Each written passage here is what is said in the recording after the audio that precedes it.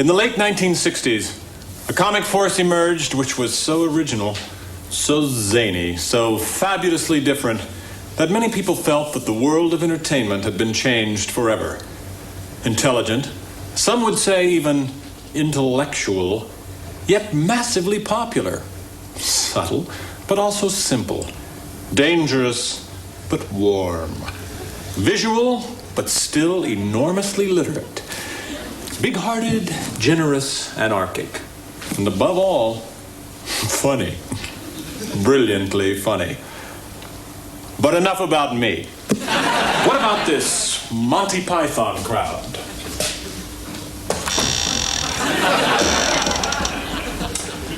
Well, some people like them, I guess. The Pythons. Undoubtedly one of the greatest writer-performer teams of the 20th century. Young, talented, and virile, and incredibly, they were British. 6 fantastically gifted, unforgettable guys. John, Paul, George, Ringo, Bob, and one other unforgettable guy.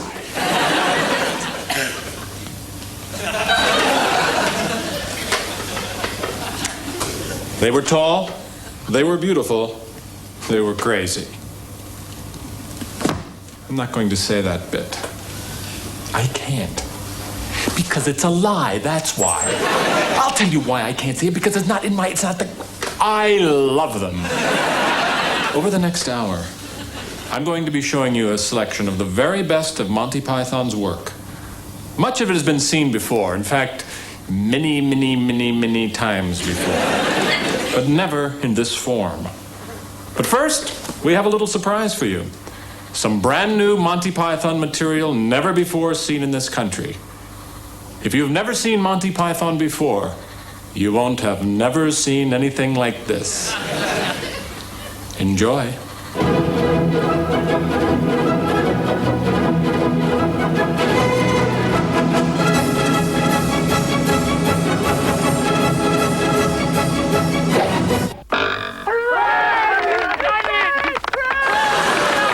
Dürer hat nie eine Leihwagenfirma betrieben.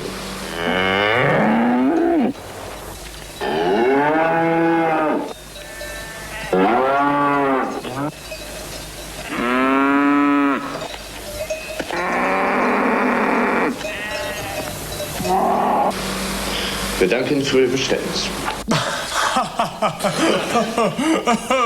Oh dear. Monty Python. Nutty, zany, crazy.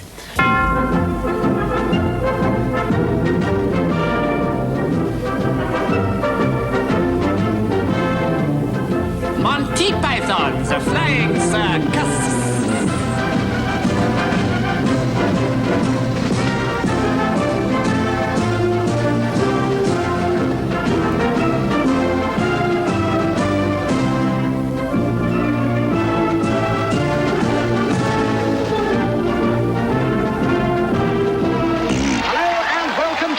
For the 27th Silly Olympiad, an event held traditionally every 3.7 years, which this year has brought together competitors from over 4 million different countries.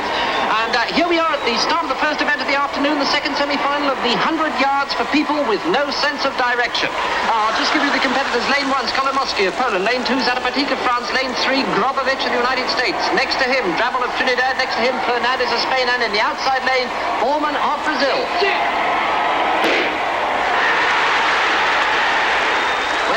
Was fun, wasn't it? And now over to the other end of the stadium. And here we're just waiting for the start of the 1,500 meters for the deaf. And they're under starters' orders. Well, we'll be coming back the moment there's any action. And now over to the swimming. And you join us here at the Bundes Absurd Pool just in time to see the start of the 200 meters freestyle for non-swimmers. Watch for the tough Australian champion Ron Barnett in the second lane.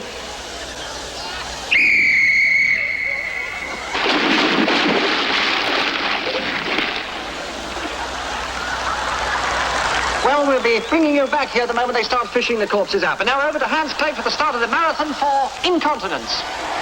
Well, Well, we've got an enormous entry for this event. 44 competitors from 29 different countries, all of them with the most superbly weak bladders. Not a tight sphincter in sight. Ready to embark, nevertheless, on the world's longest race, and they're just aching to go. Oh. It's it. And they're off! Well, back at the 1,500 metres, the starter is putting up a magnificent show. We've had volleys, rapid bursts, scattered random fire, fuselage, firing at will, and still can't get that bladders moving. Enough to make you chew your own foot off. Now we're back with the marathon for incontinence once again. There's Polinski of Poland in the lead. And now a Brewer of Australia has taken over. There's the Parsha France, but Brewer has overtaken him, but he's got to spend a penny. There goes Brewer to spend a penny, and there goes Koenig of Austria. And so now it's Alvarez of Cuba, followed by the plucky Norwegian Bulls. They're in and out like yo-yos. These boys, and there's McNaughton, the Scottish lad, but he can't hold it. And Matjevich of Yugoslavia has taken over. He can't hold it either. These must be some of the weakest bladders ever to represent their country.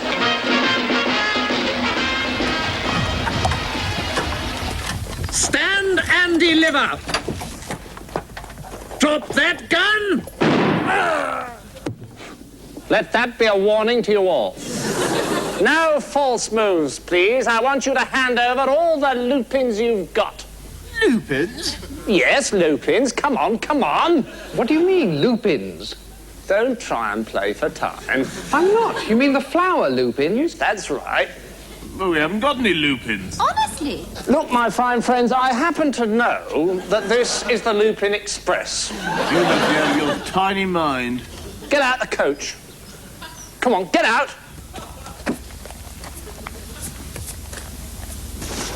Just as I thought. Not clever enough, my fine friends. Come on, Concord. Denis Moore, riding through the night. Soon every lupin in the land will be in his mighty hand. He steals them from the rich and gives them to the poor. Mr. Moore, Mr. Moore, Mr. Moore. Try to eat some, my dear. It'll give you strength. Oh, Mr. Moore. Mr. Moore, she's going fast. Don't worry, I brought you something. Medicine at last? No. Food? Nope. Some blankets, perhaps. Clothes, wood for the fire. Nope.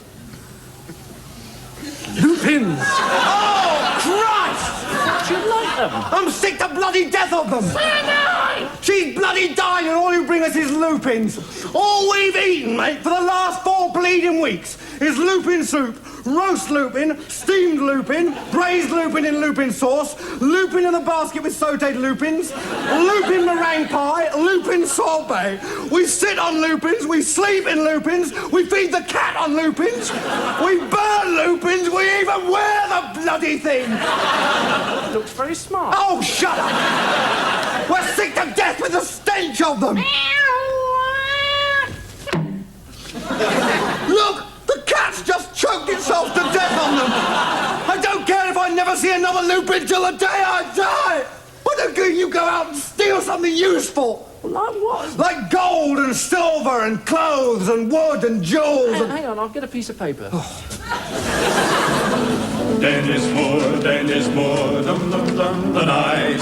Denis Moore, dum dum dum fight. He steals dum dum dum and dum dum dum. Denis dum dum dum.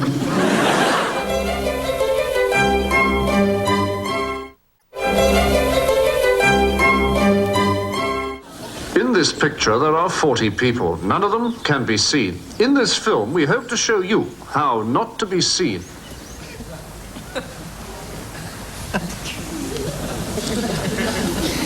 This is Mr. E.R. Bradshaw of Napier Court, Black Lion Road, Southeast 5. He cannot be seen. Now, I'm going to ask him to stand up. Mr. Bradshaw, will you stand up, please?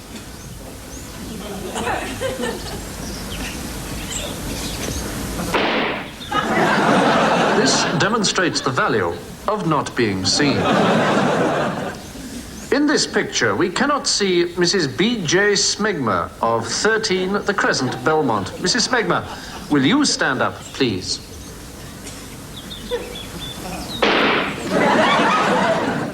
This is Mr. Nesbit of Harlow, Newtown. Mr. Nesbit, would you stand up, please? Mr. Nesbit has learnt the first lesson of not being seen, not to stand up. However, he has chosen a very obvious piece of cover. Mr. E.V. Lambert of Holmley, the borough's Oswestry, has presented us with a poser. We do not know which bush he is behind, but we can soon find out.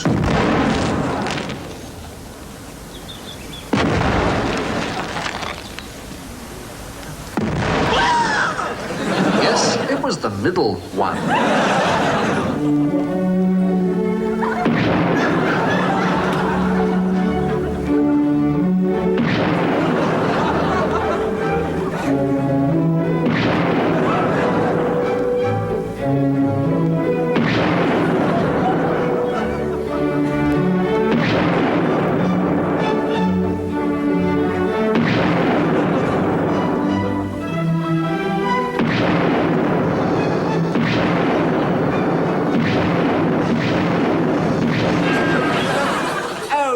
Not again. Oh, come Stand and deliver again. Your money, your jewellery, your clothes, your snuff, your ornaments, your glassware, your pussycats. Don't say anything about the Lupin. Your watches, your lace, your spittoon. Denis Moore, riding through the woods. Denis Moore, with a bag of things. He gives to the poor and he takes from the rich. Denis Moore, Denis Moore. Here we are. Denis Moore.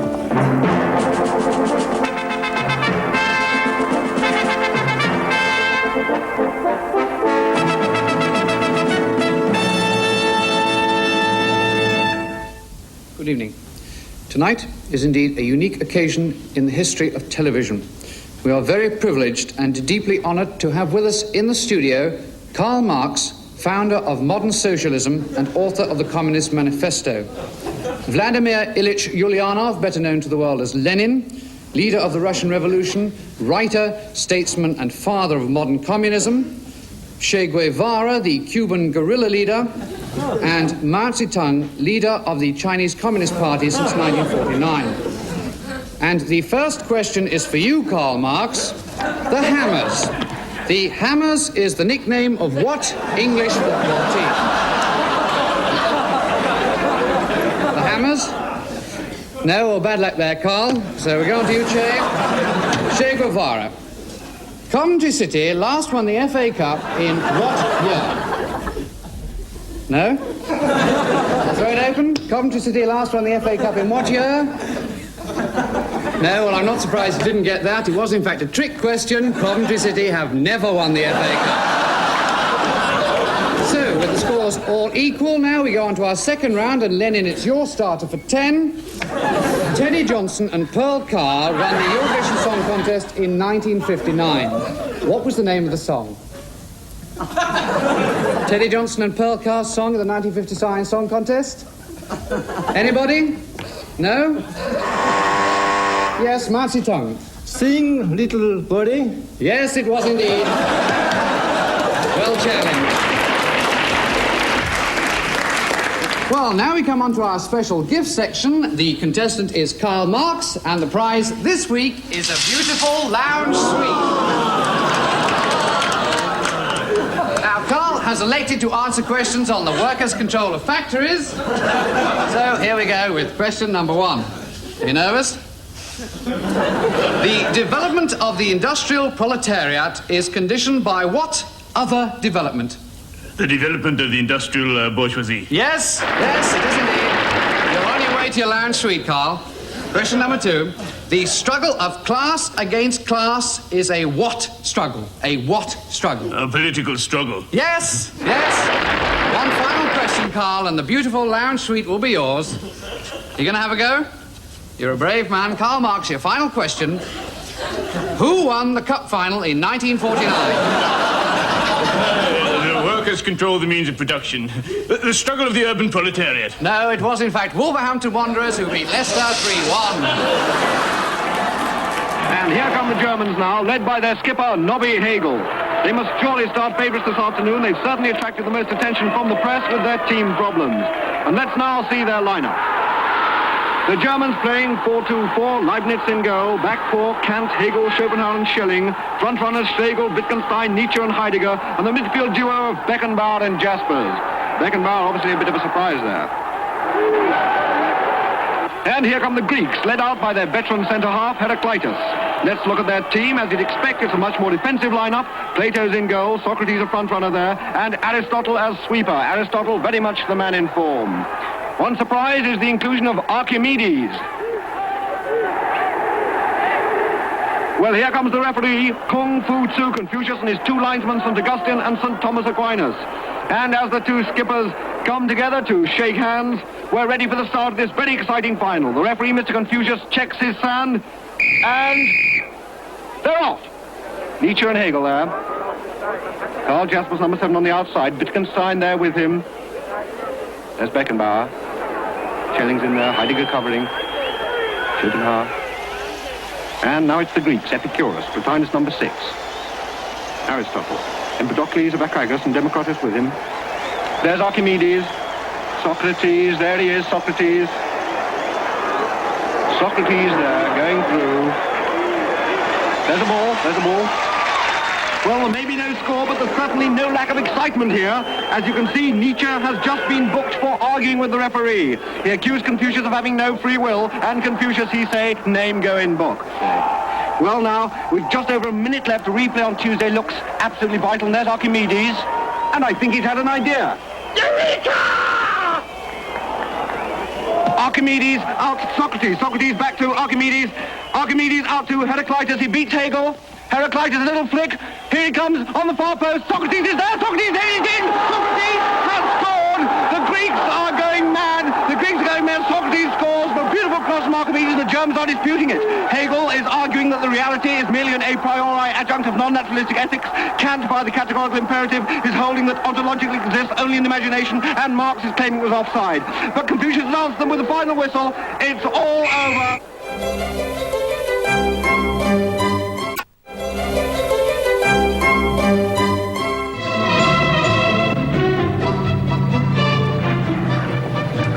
Squadron leader! What ho, Squiffy? How was it? Top hole. Bally Jerry pranged his kite right in the house your father. Hairy Blighter, Dicky Birded, feathered back on his Sammy, took a waspy, flipped over on his Betty Harpers and caught his cat in the Bertie. Fred, I don't quite follow you, Squadron leader. Give us it slower. Banter's not the same if you say it's slur, Squiffy. Hold on, then. Wingo!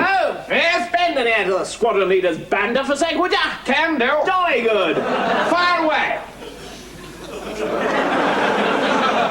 Bally Jerry pranged his kite right in the house your father.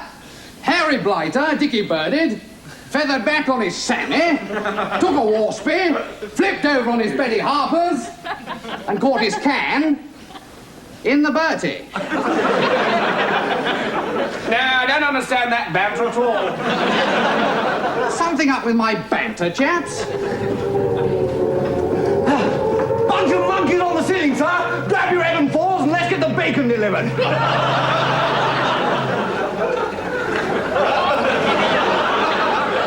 Do you understand that? No, I didn't get a word of it. Sorry, old man, we don't understand your banter. You know, bally tenpenny ones dropping in the custard. No, still don't get it. Cabbage crates coming over the briny? No. Bonsoir, ici nous avons les diagrammes modernes du mouton anglo-français. Ce n'est pas le pompon, Maintenant, quand le U lève les bras, comme ça, nous avons dans la tête le cabine. Ah bon? Ici, où se trouve le petit capitaine anglais, Monsieur Trapshaw. Vive Brian, whatever you are. D'accord.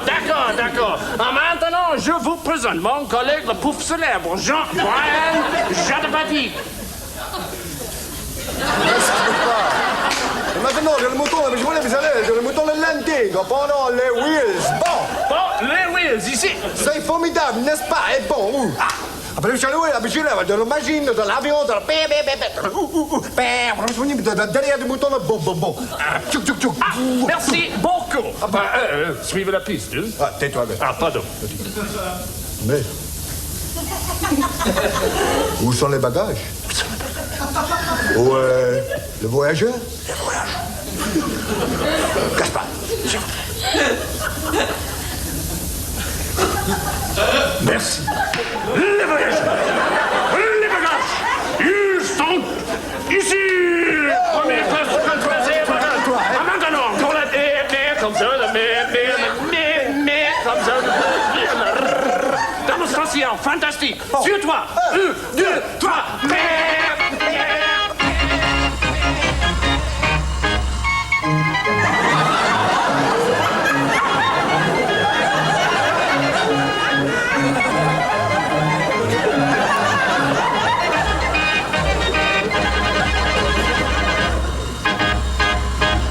And now for something completely different.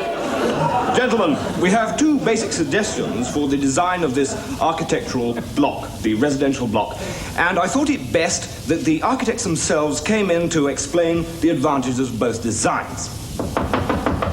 That must be the first architect now. Ah, yes, it's Mr. Wiggin of Ironside and Malone. Morning, gentlemen. This is a 12-story block combining classical neo-Georgian features with all the advantages of modern design. The tenants arrive in the entrance hall here, are carried along the corridor on a conveyor belt in extreme comfort and past murals depicting Mediterranean scenes towards the rotating knives. The last 20 feet of the corridor are heavily soundproof. The blood pours down these chutes, mangled flesh slurps into these large... Excuse me. Did you say knives? Rotating knives, yes. Are you proposing to slaughter our tenants? Does that not fit in with your plans?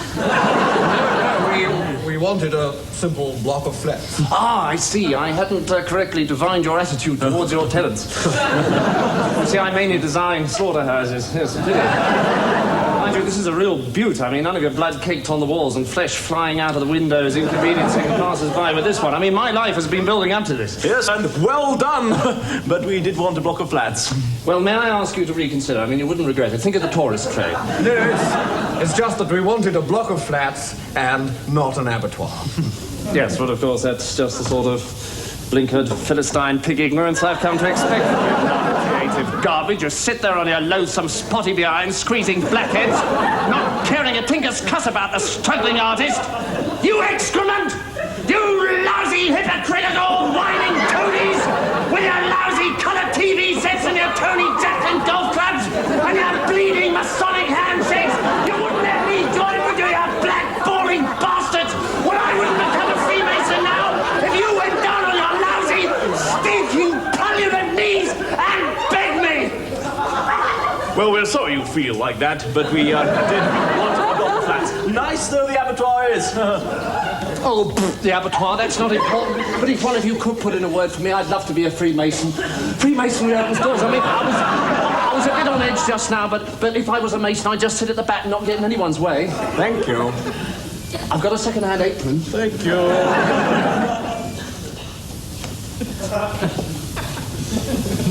I nearly got in at Hendon. Thank you. I'm sorry about that, gentlemen. The second architect is Mr. Levy of Wemyss and Dibble. Good morning, gentlemen. This is a scale model of the block. There are 28 stories with 280 modern apartments. There are 3 main lifts and 2 service lifts. Access would be from Dibbingley Road. The structure is built on a central pillar system with cantilevered floors in pre-stressed steel and concrete. The dividing walls on each floor section are fixed with recessed magnesium flange By avoiding wood and timber derivatives and all other inflammables, we've almost totally removed the risk of... Quite frankly, I think the central pillar system may need strengthening a bit. Isn't that going to put the cost up? It might. Well, I don't know whether I'd worry about strengthening that much. After all, they're not meant to be luxury flats. No, I quite agree. I mean, provided the tenants are of light build and relatively sedentary, and given a spot of good weather. I think we're on to a winner here. Oh, thank you. What other ways are there of recognising a mason?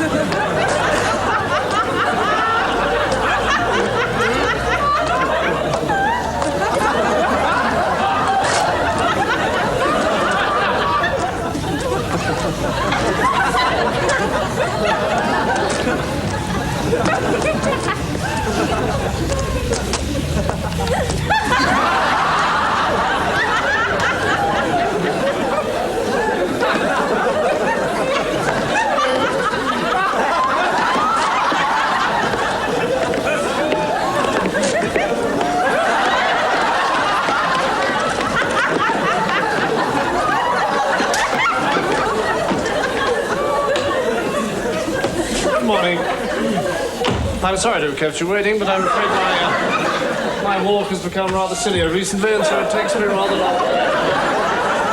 Now then, what was it again? Well, sir, I have a silly walk, and I'd like to obtain a government grant to help me develop it. I see. May I see your silly walk? Yes, certainly, yes.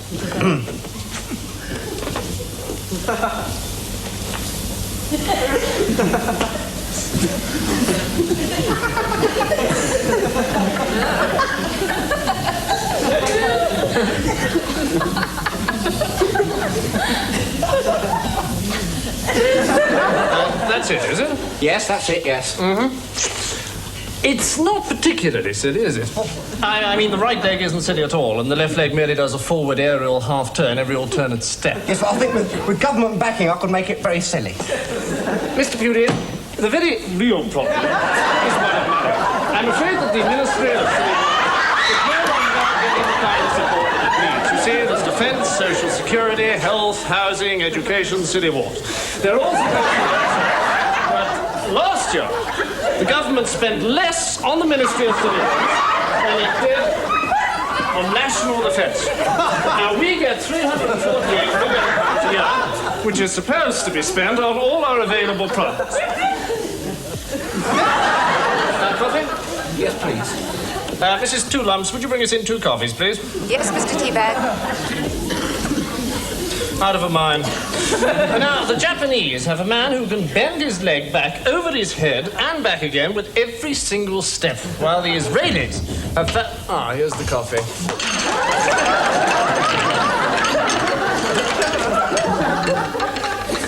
Thank you, lovely.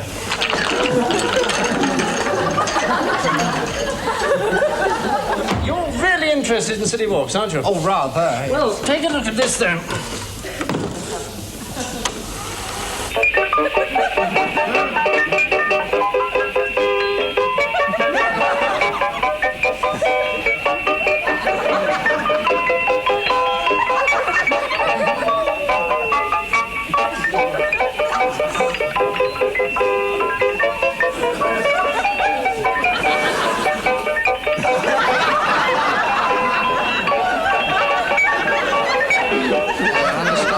For this very valuable Queen Victoria handicap. And they're off. And Queen Victoria is the clean jump ball, followed by Queen Victoria, and Queen Victoria. It's Queen Victoria from Queen Victoria, with Queen Victoria making the early running on the inside. And at the back, Queen Victoria already a couple of lengths behind the leaders. Queen Victoria now moved up to challenge Queen Victoria, with Queen Victoria losing ground, and Queen Victoria tucked in neatly on the stand side with a clear view. Queen Victoria still the back marker as they approach the halfway mark, but making ground now and starting to pass Queen Victoria. With Queen Victoria, and Queen Victoria still well placed as they approach the first fence. And at the first fence is Queen Victoria just ahead of Queen Victoria, with Queen Victoria quarter of a length away into the race. Queen Victoria losing ground, and Queen Victoria tucked in neatly on the stand side with a clear view. Queen Victoria still the back marker as they approach the halfway mark, but making ground now and starting to pass Queen Victoria. With Queen Victoria, and Queen Victoria.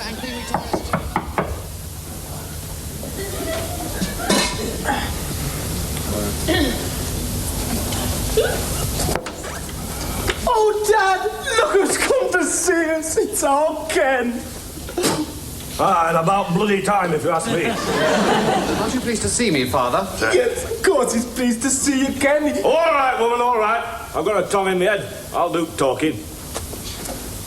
Blah. I like your fancy suit. Is that what they're wearing up in Yorkshire now? It's just an ordinary suit, Father. It's all I've got apart from the overalls. How are you like it down the mine, Ken? Oh, it's not too bad, Mum. We're using some new tungsten carbide drills for the preliminary coalface scouring operations. Oh, that sounds nice, dear. Tungsten carbide drills? What the bloody hell's tungsten carbide drills? It's something they use in coal mining, Father. It's something they use in coal mining, Father. You bloody fancy talk since you left London. Oh, not that again. He's had a hard day, dear. His new play opens at National Theatre tomorrow. Oh, that's good. Good? Good? What do you know about it? What do you know about getting up at 5 o'clock in the morning to fly to Paris, back at the Old Vic for drinks at 12, sweating the day through press interviews, television interviews, then getting back here at 10 to wrestle with the problem of an homosexual nymphomaniac drug addict involved in the ritual murder of a well-known Scottish footballer? That's a full working day, lad. And don't you forget it! Oh, don't shout at the boy, Father. Hampstead wasn't good enough for you, was it? You had to go pouncing off to Barnsley. You and your coal mining friends. Coal mining is a wonderful thing, Father. Yeah. But it's something you'll never understand. Just look at you. Oh, Ken, be careful. You know what he's like after a few novels. Come on, lad. Come on. Out with it. What's wrong with me? Yeah, tit.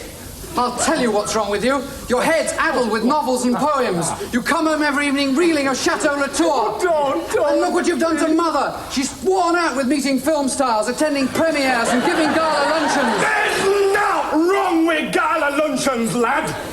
I've had more gala luncheons than you've had hot dinners. Oh, please. Oh, no. What is it? Oh, it's his writer's cramp. You never told me about this. No, we didn't like to, Kenny. I'm all right, woman. Just get him out of here. Oh, Ken, you'd better go. All right, I'm going. After all we've done for him. One day you'll realise there's more to life than culture. There's dirt and smoke and good honest... Get out, you labourer!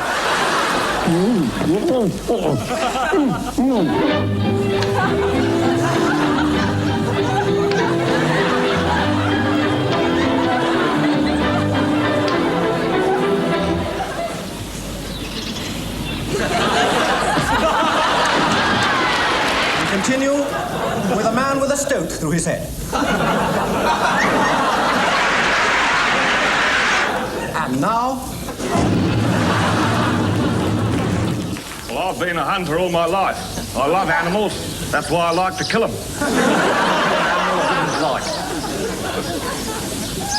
Good day, Roy. Hank and Roy Spin are tough, fearless backwoodsmen who have chosen to live in a violent, unrelenting world of nature's creatures, where only the fittest survive.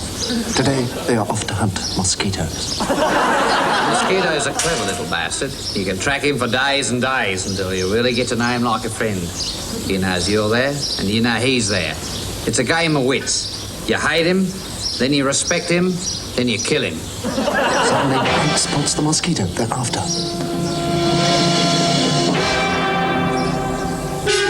Now, more than ever, they must rely on the skills they have learned from a lifetime's hunting. Hank gauges the wind. Roy examines the mosquito's spore. Then...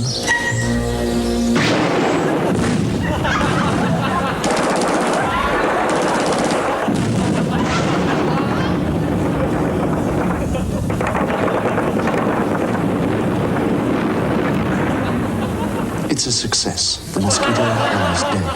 But Roy must make sure. There's nothing more dangerous than a wounded mosquito. The hunt is not over.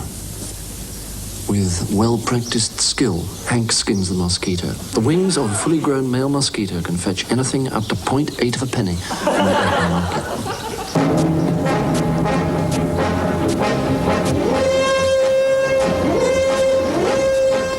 The long day is over, and it's back to base camp for a night's rest.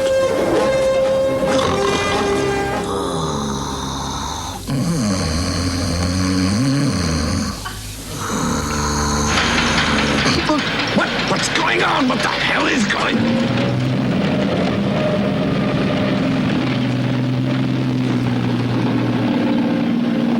No, I can't even sleep.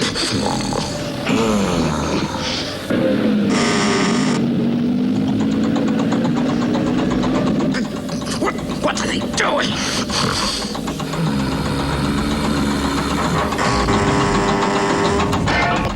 What was it? What was going on? Oh, I can't stand it.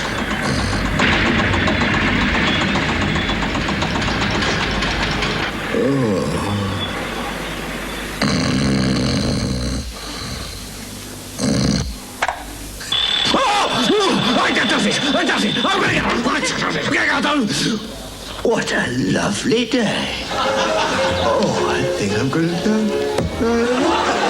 I say, what a simply super day. Gosh, yes! It's so, sunny. Yes, isn't it? I say, anyone for tennis? Oh, super! What fun! I say, Lionel, catch.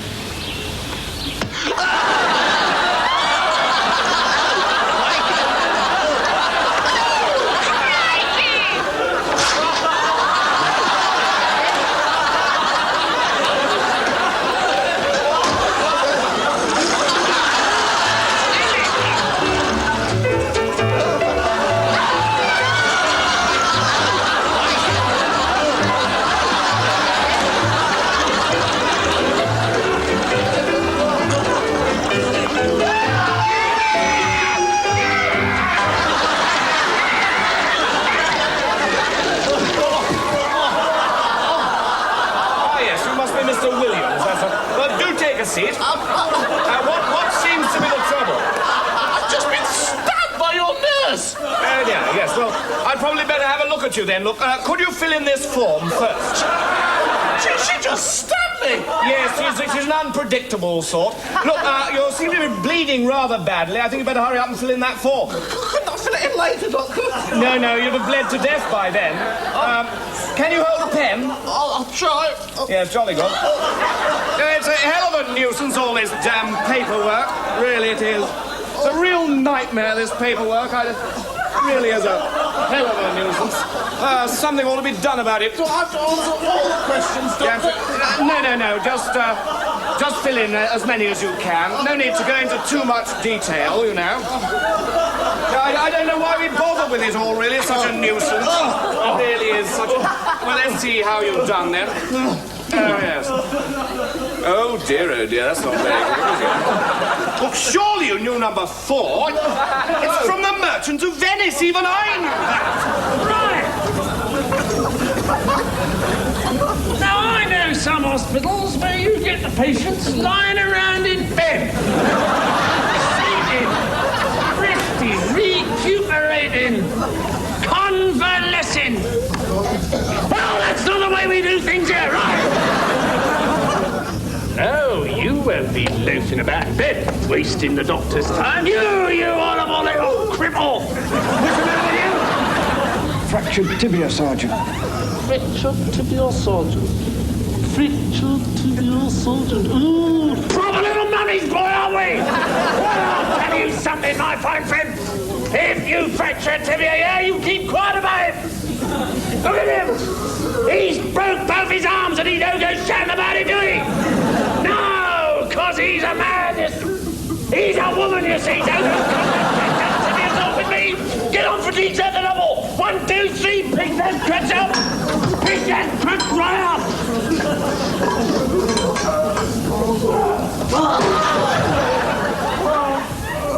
I got a triple fracture of the right leg, dislocated collarbone, and multiple head injuries. So I do most of the heavy work, helping the surgeon. What does that involve? Well, at the moment, we're building him a holiday home. What about the nurses? Oh, well, I don't know about them. They're not allowed to mix with the patients. Do all the patients work? No. The ones that are really ill do sport.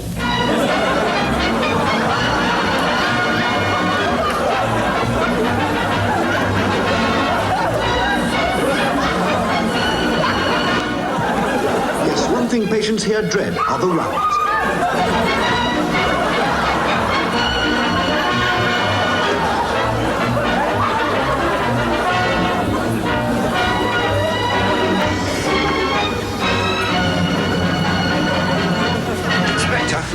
I'm terribly sorry, but I was sitting on a park bench over there, took my coat off for a minute, and then I found my wallet had been stolen and £15 taken from me.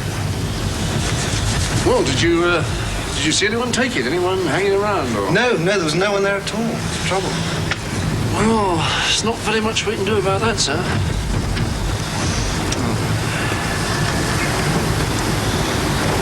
Do you want to come back to my place? Yeah, all right.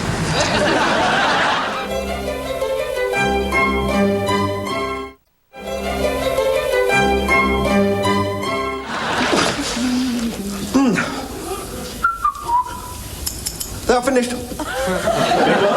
I finished cutting your hair. It's all done. Oh, you haven't started cutting it. I have. I did it very quickly, Your Honour. Sir. Look here, old fella. I know when a chap's cut my hair and when he hasn't, so will you please stop fooling around and get on with it? Yes, I will, sir. I'm going to cut your hair, sir. I'm going to start cutting your hair, sir. Start cutting now. Nice day, sir. Yeah, sir. Flowers could do with a drop of rain there. Did you see the match last night, sir? Yeah, good game, I thought. I thought Hurst played well, sir. Big pardon? I thought Hurst played well. Oh, yes. Only one who did, though. Can you put your head down a little, sir? Oh, sorry. I prefer to watch Palace nowadays, though. Oh, sorry, was that your ear? Oh, no, didn't feel a thing. Yes, it is a nice spot, isn't it? Looks very nice, sir. It's exactly the same as when I first came in. Right, that's the lot. All right. Anyone I confess I haven't cut your hair. I hate cutting hair. I have this terrible uncontrollable fear whenever I see hair. When I was a kid, I used to hate the sight of hair being cut. My mother said I was a fool. She said the only way to cure it was to become a barber. So I spent 5 ghastly years at the hairdresser's training centre at Totnes. Can you imagine what it's like? Cutting the same head for 5 years! I didn't want to be a barber anyway. I wanted to be a lumberjack. Leaping from tree to tree as they float down the mighty rivers of British Columbia. The giant redwood, the larch, the fir, the mighty Scots pine, the smell of fresh-cut timber, the crash of mighty trees. With my best girlie by my side, we'd sing. I'm a lumberjack and I'm okay. I sleep all night, I work all day. He's a lumberjack and he's okay. He sleeps all night and he works all day. I cut down trees, I eat my lunch, I go to the lavatory. Wednesdays I go shopping and have buttered scones for tea. He cuts down trees, he eats his lunch, he goes to the lavatory. On Wednesdays he goes shopping, has buttered scones for tea. He's a lumberjack and he's okay. He sleeps all night and he works all day. I cut down trees, I skip and jump, I like to press wildflowers. I put on women's clothing and hang around in bars. He cuts down trees, he skips and jumps, he likes to press wildflowers. He puts on women's clothing and hangs around in bars. He's a lumberjack and he's okay. He sleeps all night and he works all day. I cut down trees, I wear high heels, suspenders and a bra. I wish I'd been a girlie, just like my dear mama. I cut down trees, wear high heels, suspenders and a bra. I wish I'd been a girlie, just like my dear mama.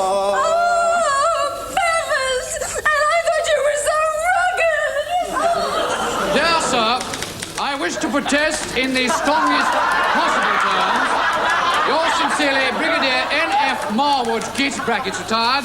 Read that back, will you, Brown? Dear sir, I wish to complain in the strongest possible terms about the song which you have just broadcast about the lumberjack who wears women's clothes. Many of my best friends are lumberjacks, and only a few of them are transvestites. Yours faithfully, Brigadier Sir Charles Arthur Strong, Mrs.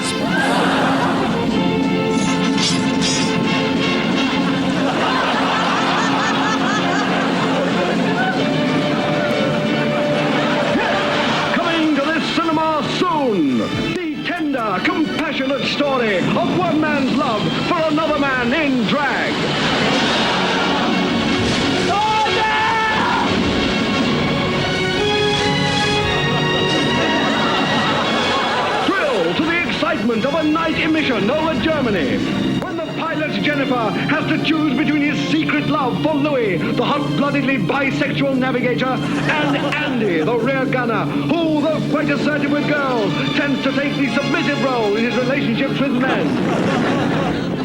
With Ginger as the half-man, half-woman Parrot, whose unnatural instincts brought forbidden love to the aviary. And Roger as Pip, the half-parrot, half-man, half-woman, three-quarter badger, ex-bigamist Negro creature, for whom banjo playing was very difficult. And he never mastered it, although he took several courses and went to banjo college, and everything. Don't miss it! Coming to your cinema soon. Only 5 minutes from this restaurant. Morning. Morning. What you got then? Well, there's egg and bacon, egg, sausage and bacon, egg and spam, egg, bacon and spam, egg, bacon, sausage and spam, spam, bacon, sausage and spam, spam, egg, spam, bacon and spam, spam, egg and spam, spam, baked beans, spam and spam. Oh, lobster thermidor crevettes with Mornay sauce, garnished with truffle pate brandy and a fried egg on top and spam.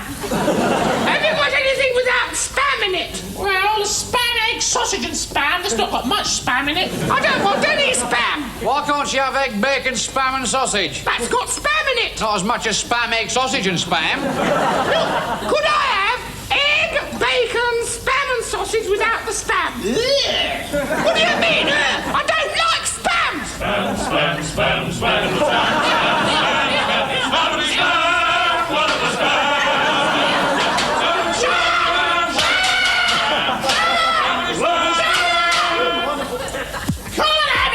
Spam and sausage without the spam! Why not?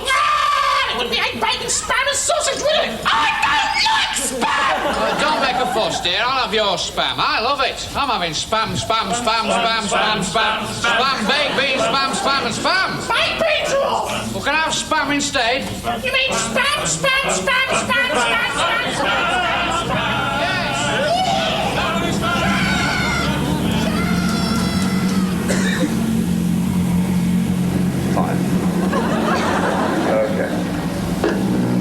And now for something completely different. A man with a tape recorder up his nose.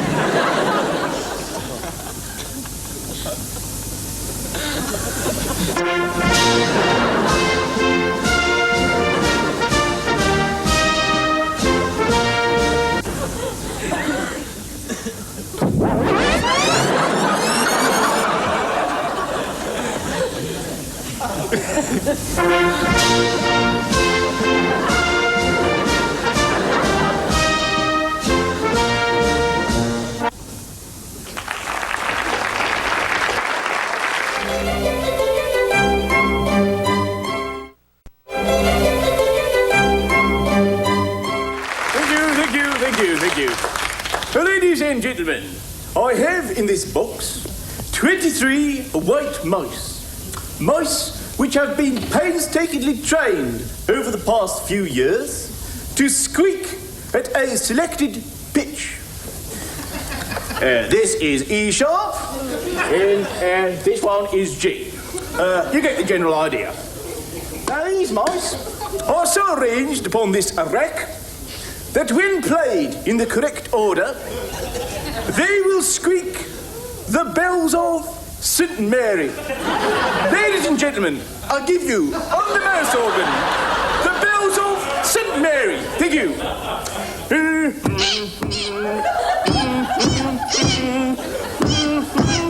Oh my God! Stop him! Stop him! Stop him! Yes, the mouse problem.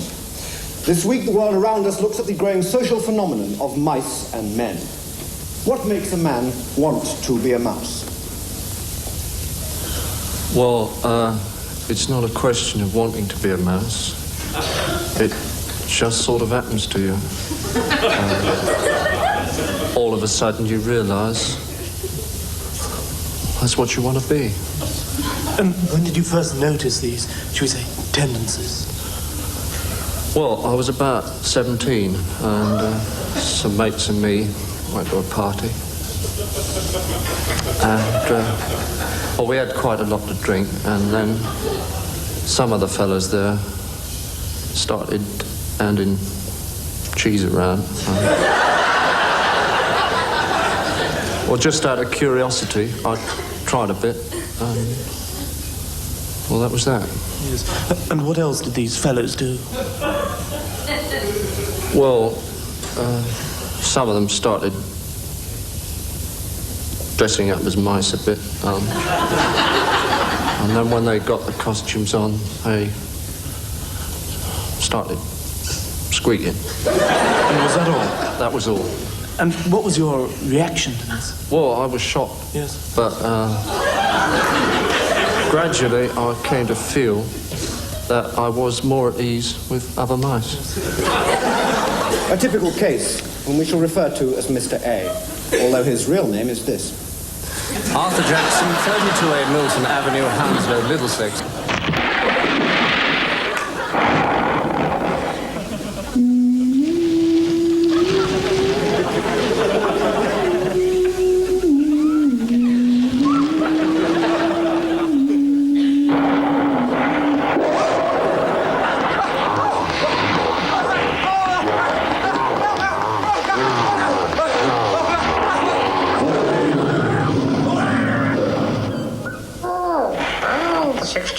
Later,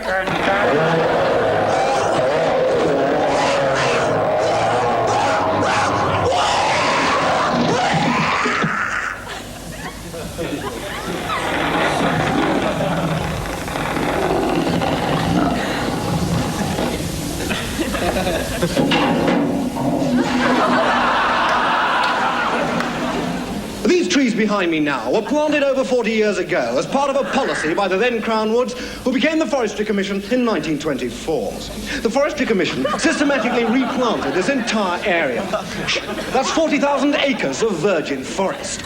By 1980, this will have risen to 200,000 acres of softwoods. In commercial terms, a coniferous cornucopia, an evergreen Eldorado, a tree-lined treasure trove. No, a fat fur-cone future for the financiers. But what are the costs? Go away, in human terms. Who are the casualties? For this was Sir Walter Scott's country. In many of his finest romances, such as Guy Mannering or Redgaunt, no, Scott showed himself to be not only a The spruces and firs of this forest will be used to create but also a writer of humour and... Britain's timber resources have been used up at the rate of over... One man who knew Scott was Angus Tinker.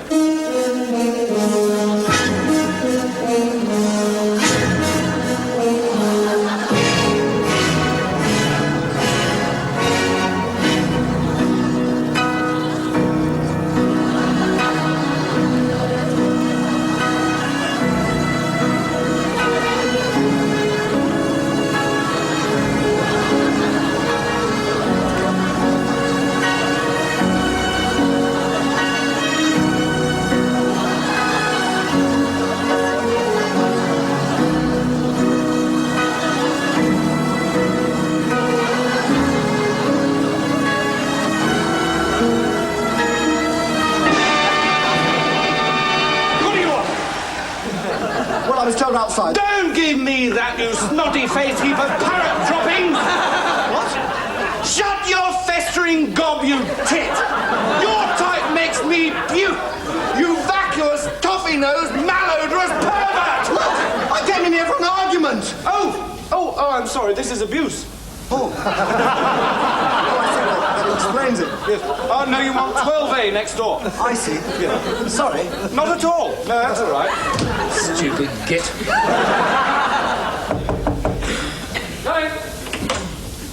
Is this the right room for an argument?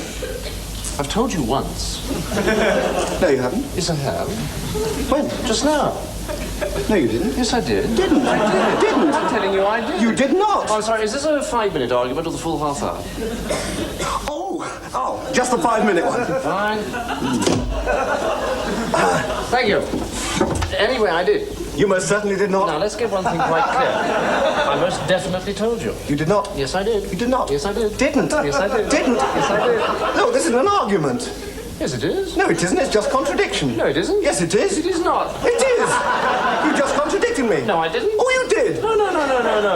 You did just then. No, nonsense. Oh, look, this is futile. No, it isn't. I came here for a good argument. No, you didn't. You came here for an argument. Well, an argument's not the same as contradiction.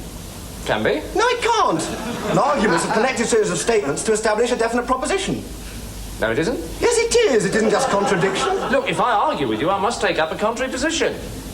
But it isn't just saying no, it isn't. Yes, it is. No, it isn't.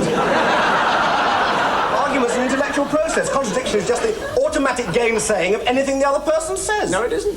Yes, it is. Not at all. No, look. Thank you. Morning. What? That's it. Morning. But I was just getting interested. Sorry, the 5 minutes is up. That was never 5 minutes just now. I'm afraid it was. No, it wasn't. Sorry, I'm not allowed to argue anymore. What?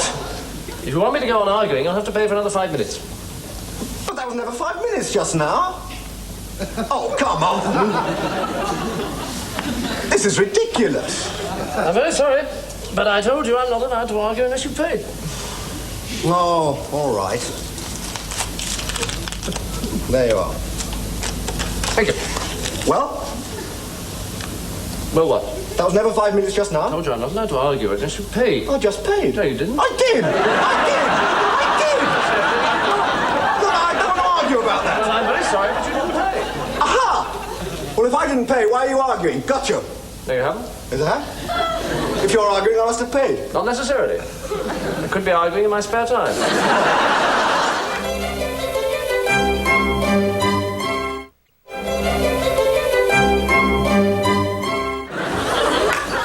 Trouble at mill. Oh, no. What sort of trouble? One on crossbeam's gone out askew on treadle. Pardon? One on crossbeam's gone out askew on treadle. I don't understand what you're saying.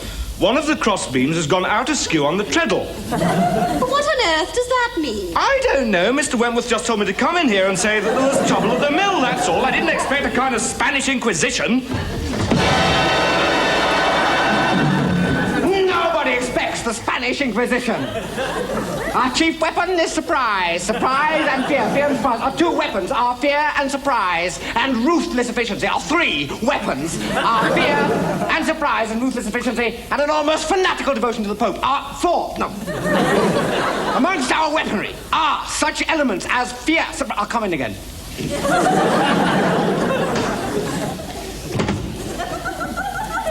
I didn't expect a kind of Spanish Inquisition. Nobody expects the Spanish Inquisition. Amongst our weaponry are such diverse elements as fear, surprise, ruthless efficiency, and almost fanatical devotion to the Pope and nice red uniform. Oh,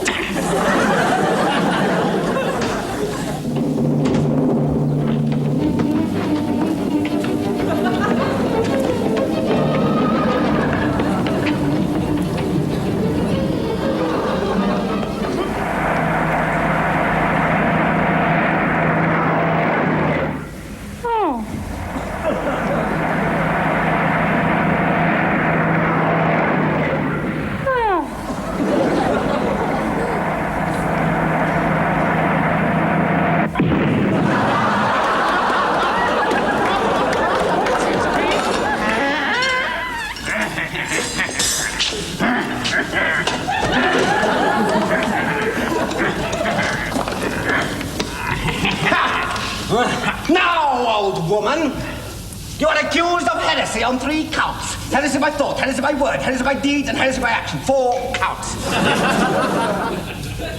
Do you confess? I don't understand what I'm accused of. Then we shall make you understand. Biggles. Bench. The cushions. Here we are, Lord. Now, old lady, you have one last chance. Confess the heinous sin of heresy. Reject the works of the other. 2 last chances. And you shall be free. 3 last chances. You have 3 last chances. The nature of which I have divulged in my previous utterance. I don't know what you're talking about. Right! If that's the way you want it. Cardinal. Poker. With the soft cushion. Confess! Confess! Confess! up one end. Oh, yes, Lord. She's made of harder stuff. Cardinal Fang. Fetch the comfy chair. The comfy chair? Yes.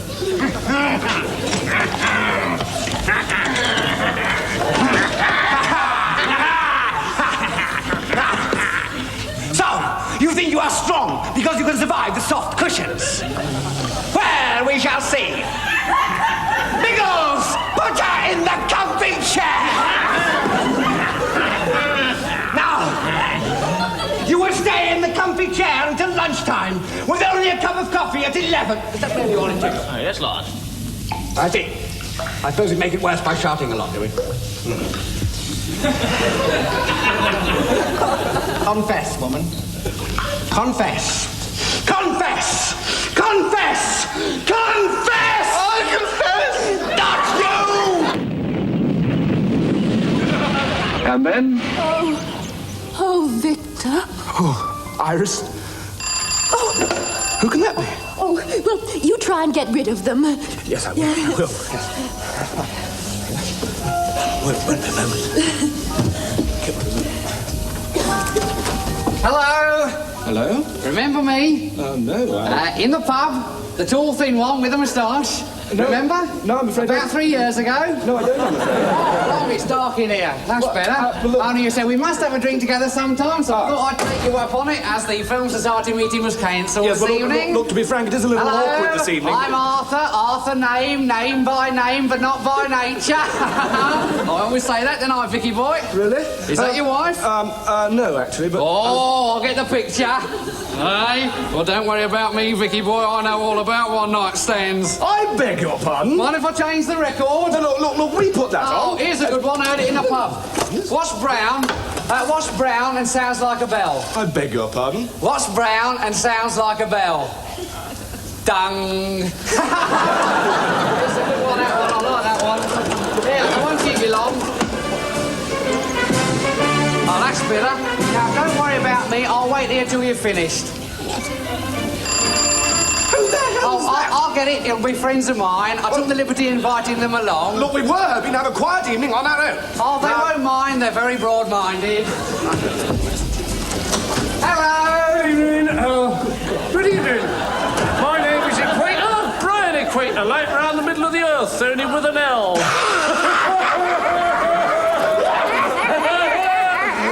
This is my wife, Audrey. She smells a bit, but she has a heart of gold. There must have been some kind of misunderstanding, because this is number 41. Who's that, then? What? Who's the bird? Oh, you've got a nice pair there, haven't you, love? Come on, give us a kiss. Shut up, you silly bitch. It's only a bit of fun. No, look here. Big gin, please. Big I'll gin. get it. Look, leave those drinks alone. And 3 cans of beans for me, please. I told you to lay off the beans, you all. And what 3 cans? Button your lip, you ratbag!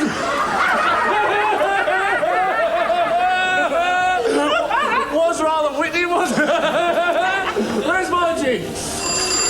What the hell's that? Oh, why, I took the liberty of inviting an old friend along, as his wife has just passed away and he's somewhat distraught, poor chap. Oh, you don't mind? Oh, my God, what a simply ghastly play. Yeah, it's not too good, is it? A pint of creme de menthe for my friend. Well, how are you, great buff? Bit lovely. Oh, no wonder I was sitting on the cat. I brought along this simply gorgeous little man I picked up out. Is he sexy then? I had to bring the goat and he's not well. I only hope he don't go on the carpet. Come on then, love. Drop him. Blimey, she don't go much, does she?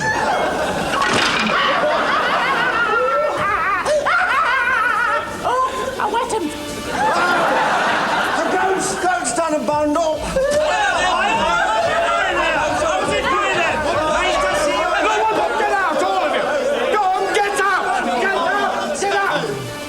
beg your pardon? I'm turning you all out. I'm not having my house filled with filthy perverts. Now, look, I'm giving just half a minute and then I'm going to call the police, so get out! I don't much like the tone of your voice. Right, let's have a ding-dong.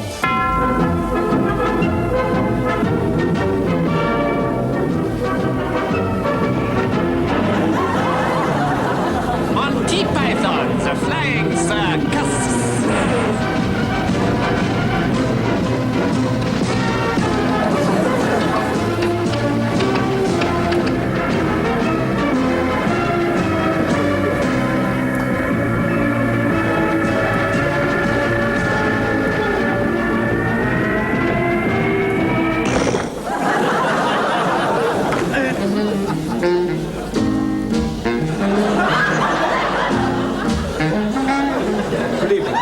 With me in the studio tonight, one of the country's leading skin specialists, Raymond Luxury Yacht. That's not my name.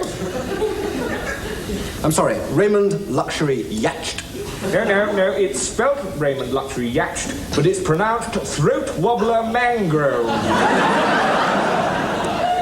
You're a very silly man, and I'm not going to interview you. Anti-Semitism! Not at all. It's not even a proper nose. Polystyrene. Give me my nose back. You can collect it at reception. Now go away. I want to be on television. Well, you can't. The whole question of national parks prior to next week's national park being ready. A cassette tape recorder is to replace the salon quartets and trios which have played beside the potted palms at Manchester Town Hall reception for nearly 100 years. Shortage of money has caused a switch to tape music, which will be relayed over a new public address system, replacing one which relayed both music and the clink of glasses to other reception rooms. Stock market prices hit record levels in the last calendar year.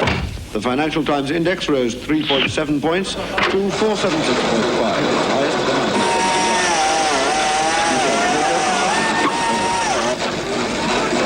Police trounced on Chelsea Enforcement after the BBC had reported that Radio Free Solent, a current station, was marking the first birthday of the BBC's Southampton-based Radio Solent. Turn that television off! You know it's bad for your eyes!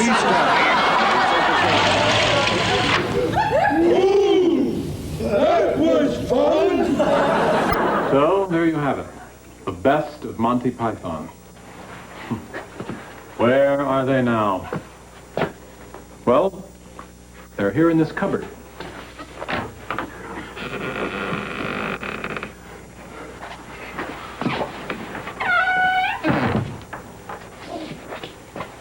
Sad, isn't it? Good night.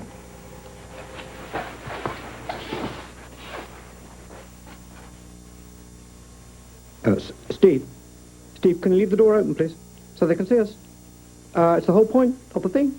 Reunion. See us all again, Steve. Steve Martin, come back and open the door. You bastard.